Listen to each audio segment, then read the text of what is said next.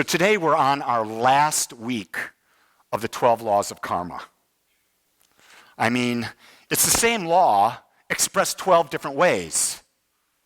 And I'm going to talk about the 12th law, but I want to review the first 11 so that you get a feel for how we built on this.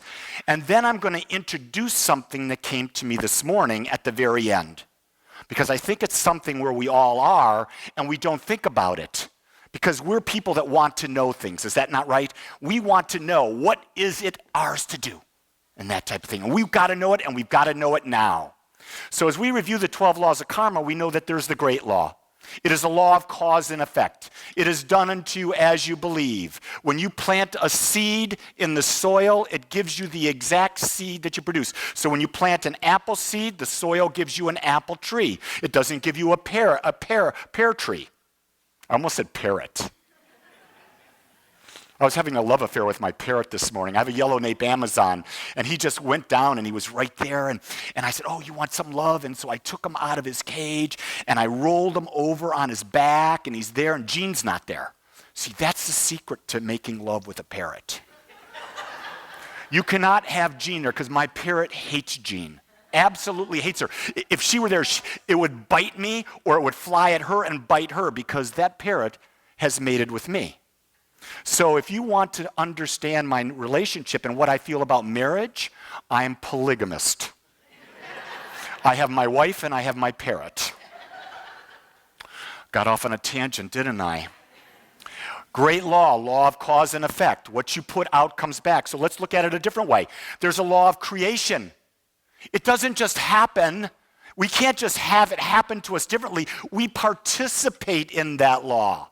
We participate in how we direct the law through how we direct our thoughts, words, actions, and feelings. It's our participation that causes the law to respond. It's our participation that builds the belief. Okay? Then we come in and we've got the law of humility, where we must accept what is going on in our life right now. Because until we can accept where we are, we can't move forward. Most of the time, a lot of people, they repress things where they are. They don't know where they are, and they say, I want to go, but where's the base that you're going from? You've got to really accept, you've got to honor the fact that your life right now is exactly where it should be. It's exactly where it should be. Is it where you want to go? Maybe not. But you've got to become at peace where it is right now. That becomes your baseline. And now you've got your baseline, you can take a step up, a step up, a step up, and a step up, and a step up. So you've got a baseline from which to move from. So acceptance, which is humility. Humility is settling and saying, I did create this. Through my thought patterns, I created this energy, this atmosphere, and I'm having that experience right now, no matter how bad it might be. Okay? Next is we've got the law of growth. We must become what we desire to experience. It doesn't come to us until we become it. If we want to be a millionaire, we've got to become a person who would be acting like a millionaire. A millionaire is an individual who values saving and investing more than they value spending. So if you don't have money at this time, you don't value wealth. You value spending. It's as simple as this to be a millionaire. Take $5 every day. Automatically transfer it from your account into your brokerage account where you're invested in, let's say, the Vanguard S&P 500 index fund. In 20 years, you'll be a multimillionaire. You'll be a millionaire because it's compound interest, and the market will always generate about 8 or 9%. This is where Warren Buffett says, if you don't want to invest on your own, do that simple thing. Very few people will do that. Very few people will do that. Because they don't value wealth more than they value spending. See, it's about value. So you've got to become the person. Then you've got to go to the law of responsibility. The law of responsibility is that our life mirrors who we are. So what our life is expressing right now is a mirror of our thought patterns. Whatever your thought patterns are, it's your life. Because your thought patterns create how you respond, how you participate in life. When you change your perspective, you'll have a different experience. Until you change your perspective, you will not. You've got the law of connection. Everything leads to the next step. It's a journey, one step in front of the other. So everything is required to go to the next step. So it's about the law of connection. And then there's the law of focus. You've got to really direct your thoughts, your actions, everything toward a specific result. No matter what the storm is, no matter where you're being blown, at that moment, you're directing your results toward that. Everything you do is toward that. The more you're focused on it, the quicker the result. The more you direct constantly, the quicker the result. When you flip-flop back and forth, you're going to stay constant where you are right now. And this is where a lot of people are. I want this, I'm going to be this, then I revert back to this behavior. I want this, then I become this behavior, then I revert back to this behavior. That keeps you where? Locked right where you are. No change happens. So we've got the law of giving. You must give. You must put it into practice. If you want wealth, you've got to be able to give some wealth to where you're being spiritually fed. Remember, everything has value, and until you see value in everything, when someone gives me a gift, there's a natural inclination to give back. That's the law. It just works that way. The universe cannot stand a void. Remember that. There's no place in the universe where there's a lack of something. So if you're being given something, you don't have to give it back to that person, but you're going to be giving. But if you're a hoarder and you're a taker, you're going to have a mental block. You're going to create, it's like plugging your arteries up. It's like plaque building up in your arteries. You're blocking circulation. When you block circulation, there's going to be, I won't say heart attack, but a heart attack, just in a different aspect of life, because you've blocked the flow. The flow is natural. It's always moving. It's always moving. In every aspect of your life, it's always moving. Then we've got the law of here and now. Change can only happen now. It can't happen yesterday. So worrying about yesterday, I wish I'd have done that. I hope I could maybe learn from that. My God, why am I living that? I shouldn't have done that. You keep going back to the past, back to the past, back to the past. You're screwed.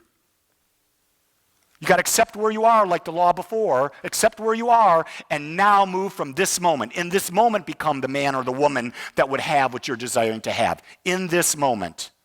Then you've got the law of change. History repeats itself until we change. Until we change, it's going to be Groundhog Day. Over and over and over and over. Groundhog Day, constantly coming.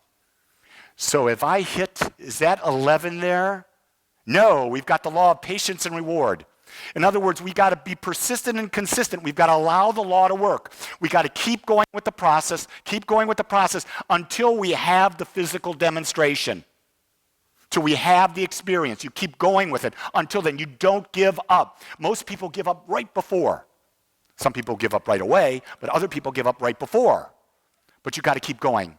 So now we come to the new law, the 12 laws of karma, law number 12, the law of significance and inspiration. In other words, you get back from something whatever you put into it. So you could be doing the most menial task, but how you do it's what counts. I was out roaming around yesterday, right? Just roaming. I'm doing my thing. I'm at the Diana Yoga Center. I'm meeting people. I'm having lunch, and my wife calls me and says, "Hey Lee, I want you to come help me." I said, "What you want?" She says, "Come help me. Meet me here. Help me here." I said, "Okay, I'm going to do that for her." If I did it begrudgingly, what am I going to generate? Crap. You got to do it with love. You've got to do, when you commit to doing something, you put yourself in it, you're doing it with love. You're doing it to support the person that you've asked for. It's how you do it. It's not what you do. So many times in relationships, the person will say, "I want you to do this," and the person does it, and nothing improves. Because how they did it was clearly felt, because you cannot hide the energy in which you do something. The energy in which you do something, the other person picks up on. If you're not fully present, the other person picks up on it. If you're not doing it with love and compassion and joy, they know that, even though you're doing exactly what they want. It's how you do it. And when you take that, the true value of something is a direct result of the energy you put into it. See, it's not about what the other person gets from your energy. It's about you get what you become when you're doing it. If you're doing it from love and you become loving, it is great. But if you're not doing it from love and acceptance and seeing the good in people, Why bother? Why waste your time? That's how I look at it. If you can't do it and do it with all your heart, don't do it at all. Don't do anything half-ass. When you do it half-ass, what you're saying to the universe is you deserve a half-ass life. You ever heard a minister say that before? Any of you out there in the world watching this heard a minister say that before? No, but I'm telling you right now, the power is in you. It's not outside of you. There's not outside something that's going to help you do it better than what you've become. Until you become it and you embrace it and you embody it, you're going to get exactly who you are, and you've got to embody that, or your life is not going to change. You know, I teach this all the time when I'm doing classes, and Sundays I say it occasionally. Don't believe me. Don't believe a word I say. Test it for yourself. Test it for yourself, and if you test it for yourself and you prove it, then you'll believe it. Then you'll do it. If you don't test it, you'll never know. It's just words. It's just words. It's empty words. They don't mean anything.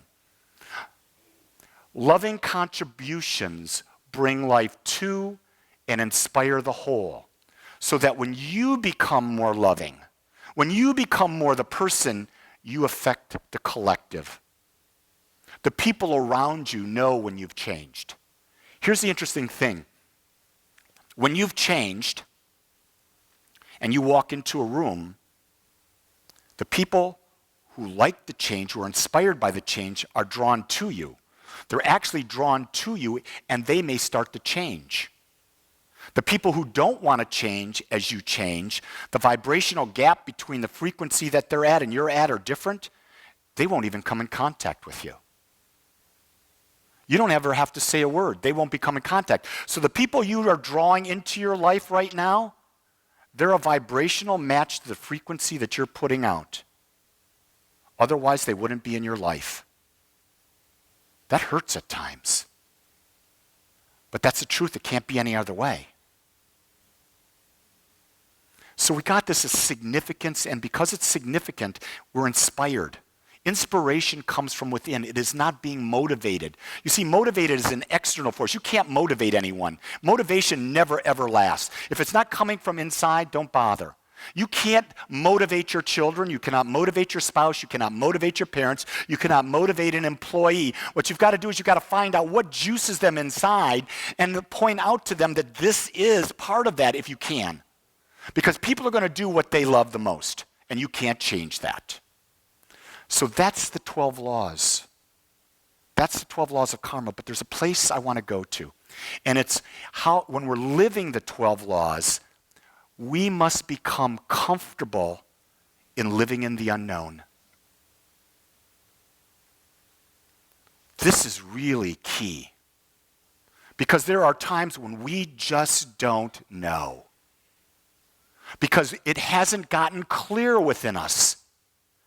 And we have to, whether it's a job, whether it's a relationship, whether it's our health, whether it's just what do I do with my life, whatever it is, we just have to be clear in the unknown. You know who's clear in the unknown? Young people. Young people haven't formed these grandiose plans. You know, when you're 10, 11, 9, you don't really got any plans. You just want to be in the moment. But parents come in and they say, hey, what are you going to be when you grow up? No, leave the kid alone. Let the kid find out what life's about. Let them play. Let them explore. Let them go. They've got all the time in the world to become more. Most everyone who's in the world, in a job right today, is not doing what they want to do. We've settled. I did that for 32 years. I settled into a job that wasn't my dream. I did, without knowing it, live in the unknown because now I'm living the dream. But the good thing that I did when I was in the corporate world was I was able to build wealth that allows me to do what I'm doing now without having to worry. I was able to make relationships. I was able to hone my skills of being able to speak. I've honed my business skills. How do you run a business? I was able to hone my skills. How do you build a budget? I was able to hone my skills. How do you manage people? How do you work with people? How do you coach people? How do you counsel people? I did all of that prior to ever becoming a minister. So I look at my past and I say, oh my God, my past really served me. Not only that, my past has given me great stories to tell as I speak to you. Because God, I got some stories. Because I was a buffoon. I did crazy stuff. Living in the unknown. See, we must trust that the 12 laws are always working. I was talking with a minister friend this week, and we're talking about, she says, so what's changed at your center? And I went, doot, doot, doot, doot. I listed off like 7 things that are changing right now. And she goes, oh my God, I've got 7 things or 8 things that are all different than yours. Can't we just have it stay constant for a while? Can't we just have peace? And I said, no. It's impossible to keep things as they are. They're always going to change. The question is, are you going to fight the change, or are you going to embrace the change and become the person who directs their thoughts, words, actions, and feelings in the direction of what you desire? In the direction.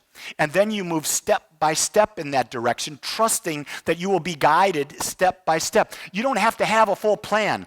I was in financial planning analysis in a corporation, and we developed 10-year plans. 10-year plans that we modified twice a year. And I want you to know we never even hit a 1-year plan, let alone a 10-year plan. The thing that I can plan today, and it'll get screwed up in the course of today, is I can plan the direction where I'm going today. I planned a couple things. 1, I was going to do my spiritual practice. Done. 2, I was going to come and be at Agape, and I didn't get wiped off, didn't get taken off, although in my dream last night, I want you to know, I was here. And Dr. Joe Dispenza came in afterwards, and he was going to do an event afterwards, and I was talking to him, and we were having this great conversation. Next thing you know, I walk out with Gene into the parking lot there, and it's dark. And we get in the car, and the car stops moving sideways because the wind is blowing it. And I look up, and there's a tornado right there. I mean, right next to us, and I just hit the accelerator, and thank God I woke up. Because I was sweating. I mean, the sheet was sweating, and I said, so I'm here today anyway, so I'm here with you today. The next thing I know, willing, I'll be flying to Asheville, North Carolina to be with ministers. Now, in the midst of that framework, I can't tell you how many things have happened that I would never have planned to happen. But I set my framework. And it's real important that you build a framework and then you step into your day. And for me, it's about, if you understand the laws of karma, it's really about you've got to establish a daily spiritual practice. That comes first and foremost before anything. The second thing, I didn't tell you that I walked this morning and I did my prayers while I did the dog. I always do my physical fitness first thing in the morning. I can check out of doing spiritual practice, doing fitness in the morning. Now I have the intention of the main events I'm going to do in the day, and then I allow things now to fill in. And they fill in, but I pick the major things that I want for that day. And here's the thing, when you've got that planned out, you don't worry. And then when you're walking, your prayers, your questions get answered without you even knowing it, like today. I had a big prayer that was answered this morning. I presented that prayer, and Spirit brought it to fruition through beautiful people here. But I don't worry about things. That's what we've got to get away from, this idea of worrying. Wait, if you understand that there are the laws of karma out there and you're using them, you've got to trust that the laws are always working, and you've got to be at peace with being in the unknown, because we're always going to be in the unknown. Think about all of your life, going back to when you were a child, whenever it was, there was always unknown. There will always be unknown. That's life. We have to accept life where it is. We have to meet life where it is and realize that life is not to be known. That would be boring, absolutely boring. So the question I ask you is, what do you know? Do you know that there is an infinite power and presence? And do you know that you are an infinite individualization of that power and presence expressing? And do you realize that there is a power, we call it the law of karma, and it is responding to you in each and every moment? And do you realize that you are personally 100% responsible for the experience you have in this world? And now, knowing that, are you willing to go forth and create your perfect life? Because only you know the answer. Let's pray. I want to thank you for joining us today. I'm so grateful that you took your time to watch or listen to this message. If you found this message beneficial, I would ask that you go to our website, agapecsl.com. Once there, click on the donate button and experience the joy of conscious and purposeful giving. Or if you would like, text your gift by simply dialing 972-532-6976. It is through your gifts that we are able to bring this message to you and the world. I would ask that if you like this message, to please subscribe to my YouTube channel under my name, Lee Wolak. Again, I want to thank you for joining me in the Agape community as we learn how to better self-love through conscious living.